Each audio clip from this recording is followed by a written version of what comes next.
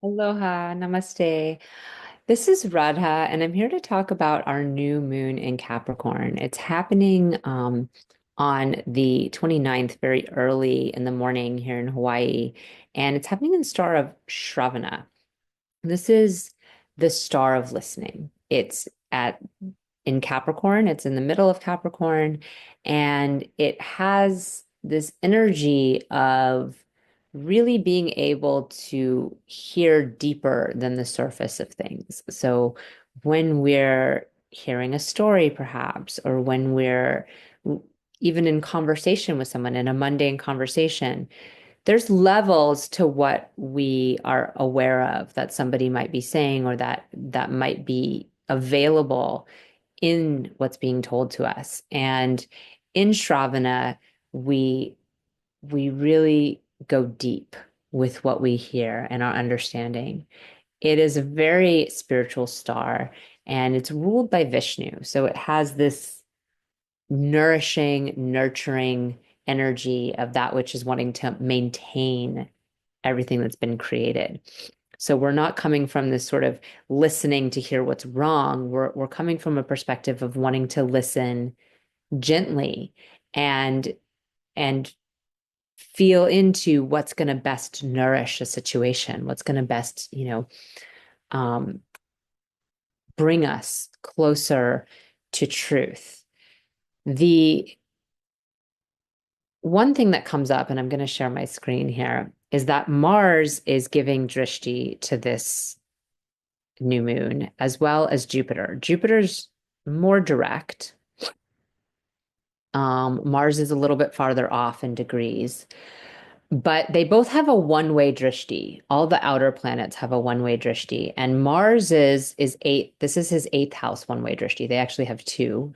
He has a fourth and an eighth house one, but his eighth house one brings up eighth house qualities, right? Of uncertainty, the unknown, the mystery, maybe some suspicions. So that upon here when he's in Gemini, which if you haven't yet, you can watch my Mars and Gemini video.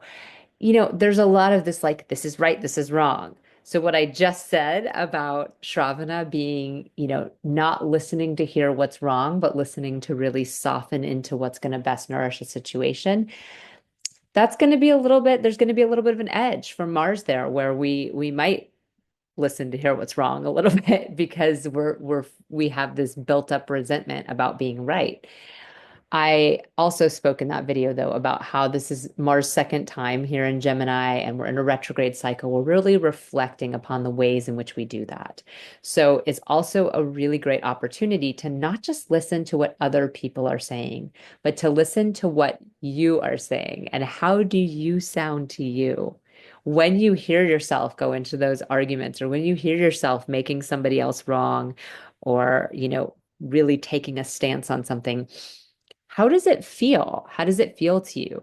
Shravana is, it's ruled by the moon and it has a very intuitive energy to it.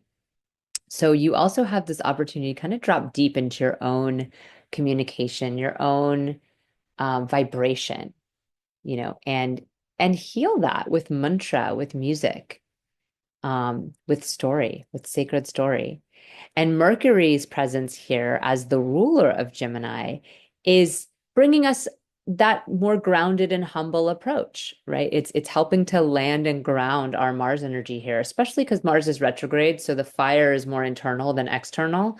Mercury's like, okay, what's the practical way we can approach this? What is the most grounded and humble way to achieve our ends? Because in Capricorn, there's always ends that want to be achieved. And Mercury is also in the star of Uttarashada, which has the help of the Vishwadevas, of all deities, that helps to support us on every level if we ask for help. So it's a beautiful time and place to ask for help where we need it, particularly from spirit, whatever that looks like for you, calling out the need for help in prayer or in mantra is is so helpful. It's really the way in which we let the energy of the universe help us, is by admitting that we need that help and asking for it. But we can also ask for help from other people, and they might be willing to give it to us. And then Jupiter's drishti is interesting here because this is more of a ninth house drishti. You know, Jupiter's nine houses from Capricorn. He's in an earth sign. He's reflecting onto an earth sign, and it's Jupiter, who's hopeful and optimistic and brings us wisdom. But he's also still retrograde. He's actually like nearing stationing here because in just a few days he's going to be beginning his direct cycle again. So he's kind of like in a stuck place more than even the feeling of backward motion that we often have. And the buildup of all the things that we've been hoping for, particularly in the material realm, are reflecting upon this as well. And it's like all that anticipation and all that desire, and yet it hasn't necessarily manifested the way we've wanted it to, or maybe we've had to backtrack a little on some things that we thought were really gonna, bring us the abundance we wanted, or the happiness we wanted, or the pleasure we wanted. And so he's giving us a chance to kind of hear beneath the surface of that as well. Like, were our desires maybe more selfish, and they weren't humble enough or serving a greater good? Um, how can we refine what we've been hoping for? Would be the reflection I see from Jupiter here. So, I just did a video on Venus and Pisces, so you can check that out if you want to know how that's running, and how that affects Jupiter in particular. But I just wanted to make this quick video on this new moon. It's a really beautiful new moon. It's a peaceful new moon in so many ways. And like I said, those two reflections are both retrograde. And so it's more of an internal energy, that, any of that frustration. And it's something that we have an opportunity to heal. Whenever planets are in retrograde state, they give us a chance to sit with that and sit with how things are running, particularly when they're not in very good dignity, as Mars is not in Gemini and Jupiter's not in Taurus.